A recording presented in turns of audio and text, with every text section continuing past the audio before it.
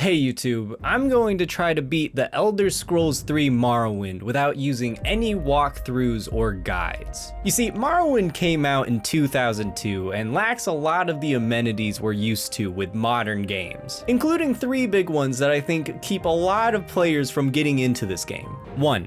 There is very little in the way of instruction on the game's mechanics and what each of your stats do. If you've played Skyrim, then you know all of these things have been relatively streamlined and accessible. Meanwhile, Morrowind gives you a list of numbers, and there are a lot of systems in place related to those numbers that aren't fully explained. More on that later. 2. Morrowind doesn't have a fast travel system, at least not one like we're used to these days. There are a few things you can use to make getting across the map easier, like these scrolls that will teleport you to the nearest temple. In addition, similar to Skyrim's carriages, some areas in Morrowind will have boats or these silt striders that you can take between major towns and villages, but unsimilar to Skyrim, you cannot just instantly teleport to locations you discover. Need to go somewhere? Better get a good stretch in because you'll be using those legs. Now those are already difficult to deal with, but I think this third thing is the biggest reason why modern gamers stay away from Morrowind. The game doesn't have any quest markers. Almost every video game today gives you a map or a compass and points you in the exact direction you need to go. There are some exceptions, but even when a game doesn't give us explicit directions, we have a little something called the internet to help us along. Now, it's not like the internet didn't exist when Morrowind came out, but it certainly wasn't what it is today. The lack of quest markers is probably my biggest worry for this challenge, but I'll have you know, I was able to find the Ginza line in Persona 5 all on my own, so I think I'll be fine. Time to take on the main questline of the Elder Scrolls 3. No mods, no guides. And if I can't finish it, or if I give in and look at a walkthrough before I see the credits, then I'll be dyeing my hair a funny color. You see this? You see this hair?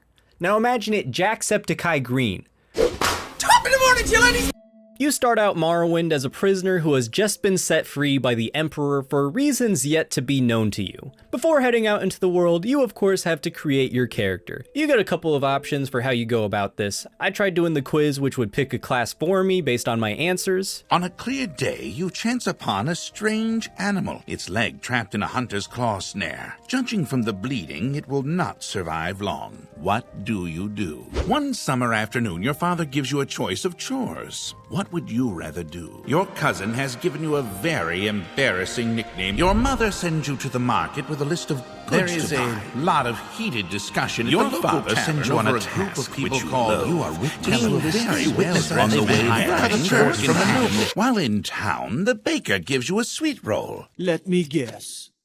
Someone stole your sweet roll. In the end, it gave me the scout class, which I hated. So after all that time spent answering oddly specific questions, I just went back and picked my own class. I ended up being a high elf battle mage named Scruff McDuff. I totally thought I came up with the name on my own, but it turns out that I accidentally named my character after Scruff McGruff the crime dog. Change this comic book into a special comic book that may help a lot of kids. Kind of fitting, I guess. Once your character is created and you're let loose, you are tasked with finding a man named Caius Cosidus so you can enlist in a group called the Blades. If you've played Skyrim or Oblivion, then that group should sound pretty familiar. Right off the bat, this game is testing your sense of direction, and apparently mine isn't great.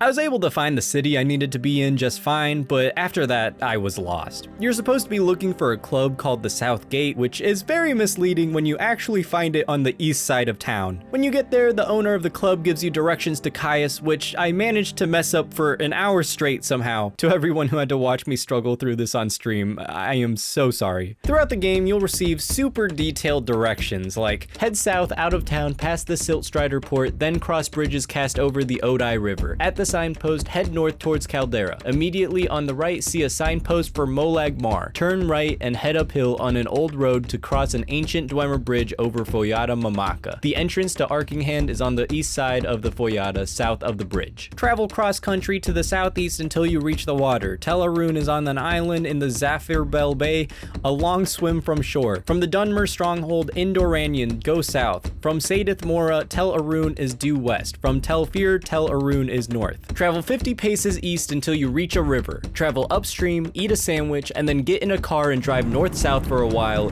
That doesn't even make sense! Until you're not even in the right game anymore. Like, a completely different series. Go back to where you came from, cartwheel 5 times, and you'll finally arrive at your destination. Wait a minute. This isn't Telbranora. This is Alta. If you actually follow the directions, you should be okay. But mess up one little thing, misinterpret one little detail, and you'll be roaming for hours. Lesson 1, follow every direction precisely. You eventually find Caius, join the Blades, sleep in your new boss's bed while he watches. Is that a bong? And at this point, the game recommends that you train and do some work around town. So the first task I took on was taking out an infestation of rats. Simple enough, rats in games are never tough.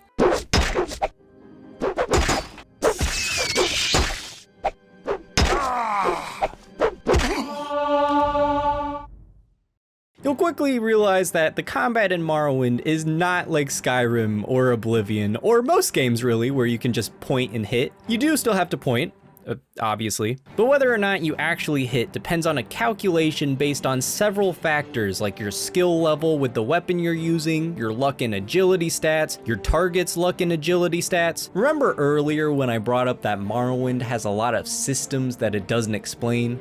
Well, this is the one that's probably going to frustrate a lot of new players. I know it did for me. When you're just starting out and all of your stats are really low, you are going to miss a lot. You would have a better time trying to play Earthbound with the Casey Bat equipped. I started out the game using this sword I stole off the body of a wizard who fell out of the sky.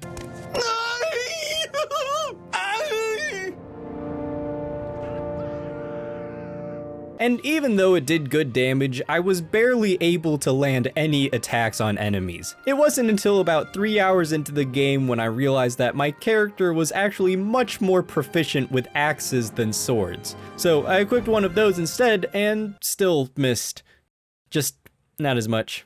Anyway, after training, you go back to Caius, and your first official orders as a member of the Blades is to collect information about the Nerevarine cult and the 6th house. We'll learn more about these two groups later. If I try to explain them now, this video will be an hour long. You go to an informant who supposedly has intel on them, but he won't give it to you until you head over to some Dwemer ruins and get him a little puzzle box. So off you go. Along the way there, I got sidetracked by a quest which promised to reward me with the Boots of Blinding Speed, which sounded amazing because the normal walk speed is abysmal. I escorted this lady to a nearby town, she handed over the boots, and just as I should have expected based on the name, while they do make you faster, they also make your screen pitch black.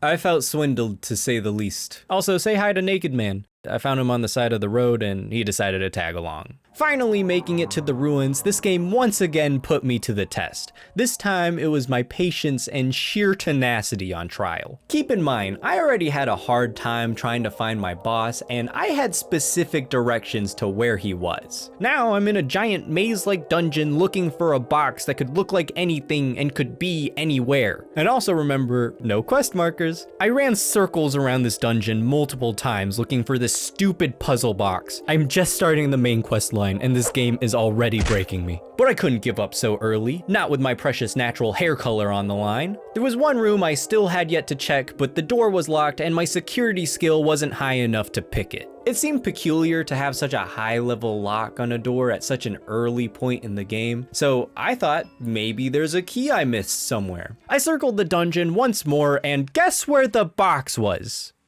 Seriously, guess. It's on the bottom of a random shelf in one of the first rooms you can pass by. Common gamer sense would tell you that your goal is at the end of the dungeon, which of course is where I tried to get to. But nope, it's just here, on a shelf. Lesson 2, your objective can be anywhere, so look everywhere. On my way out of the dungeon, my companion couldn't make it up the steps, so I had to abandon him. Goodbye, Naked Man. I hope you make a good home for yourself here.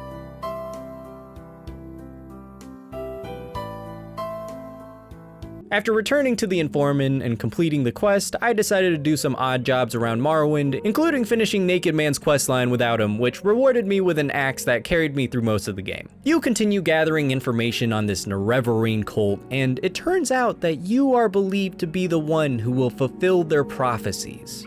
Basically put, you are the Nerevarine, the reincarnation of this guy, Nerevar, who had some beef with another guy, Dagoth because he stole god powers from a heart and wanted to take over the world. Nerevar died from wounds sustained from a battle with Dagoth. Meanwhile, Dagoth survived the confrontation, but now he's locked away in a mountain at the center of Morrowind. Now that you're here, you are prophesized to defeat Dagoth once and for all, ending his threat to the land. This prophecy is also the reason that the Emperor set you free in the first place. At this point in the game, things really started to smooth out for me. Some places and people are still frustrating to find, but as a whole, the game is starting to make much more sense. My character is starting to level up, so combat is getting a little less annoying, and overall, I feel like I'm getting better at optimizing the resources I have available to me. Even the speed boots I got scammed into earlier have been a lot more helpful than I expected. Even though I can't see when they're equipped, I just use the game's really tiny mini-map to navigate. But despite my progress with the game, a new problem has arisen. My quest log is getting very messy. The game provides you with a journal where your character will record any vital information you might need to complete your quests. Thank God this exists, because if it didn't, my hair would already be blue. As helpful as it is though, there is a pretty big issue with it. Your character just keeps adding to it. Nothing gets taken out, or at least made apparent that you don't need it anymore. Once something gets added in, it's there forever. And when you're multiple hours into the game and have started many quests along the way, it quickly gets disorganized. There are some tools to help you find what you're looking for, but if you're not careful, it can become very difficult to keep track of everything you might need for a given quest, particularly when you're dealing with names of characters. There were several instances where the game had me go back to someone I had met before, but I couldn't remember who they were, and sometimes those people weren't easily searchable in the journal. So if you don't remember who they are, which will probably happen a lot, you'll have to manually dig through this thing in hopes of coming across the last time their location was mentioned. Lesson 3, never forget anything. Ever.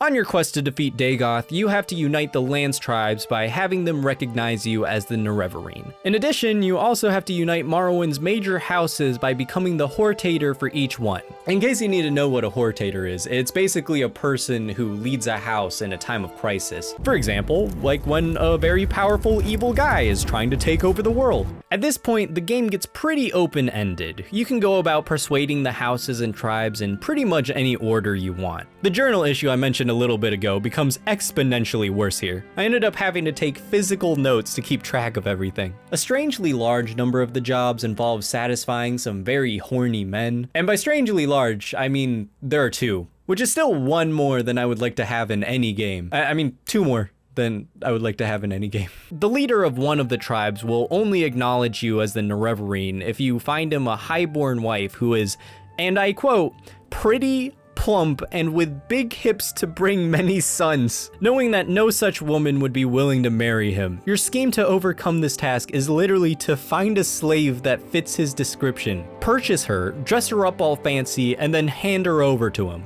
And you know what? He actually falls for it.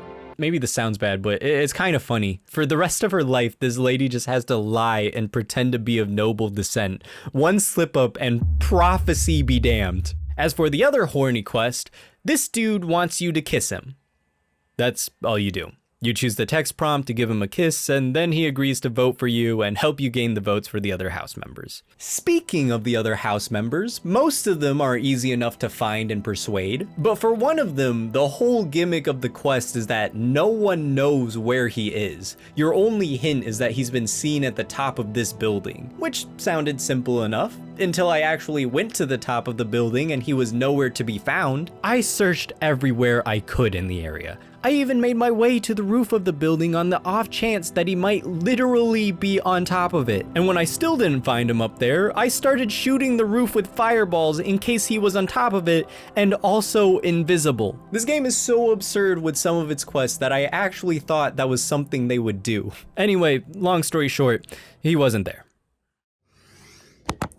Okay, I don't know what else to do. I've searched everywhere for this guy, but I actually just cannot find him. I've made so much progress in this game, but if I can't find this dude, I might just have to take the L and look it up. This This might actually be it.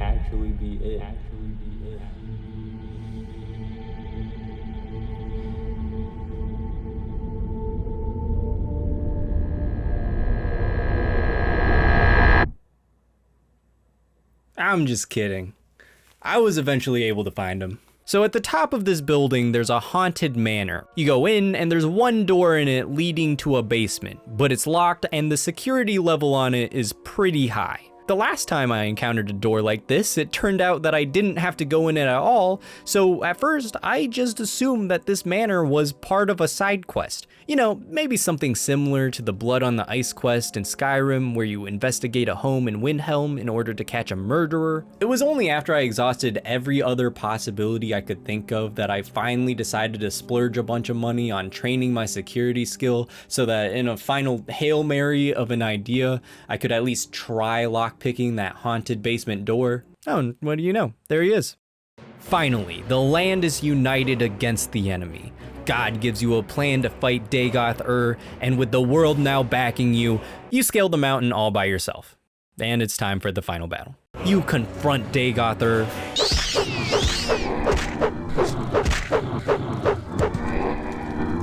Huh, that was easy. Alright, well, thanks for watching. Make sure to like the video and subscribe. Hold on, wait. Turns out Dagoth here is a little prankster. He shows up alive and well in the next room, and he's also invincible. So instead of attacking him, you jump down and attack this heart first, taking away his immunity. Then you can attack Dagoth-Ur, and when he's defeated, this giant statue crumbles and you make your way out. The Daedric Prince Azura stops you and tells you that you fulfilled the prophecy, but you can still go around helping out the people of Morrowind if you want. And then as a reward for defeating the greatest evil the world has seen thus far, she bestows you with a ring. It's a fine ring, I guess, supposed to let you see in the dark. That's about it. And that's the end of the Elder Scrolls 3 Morrowind. The villain has been disposed of, and my hair remains intact.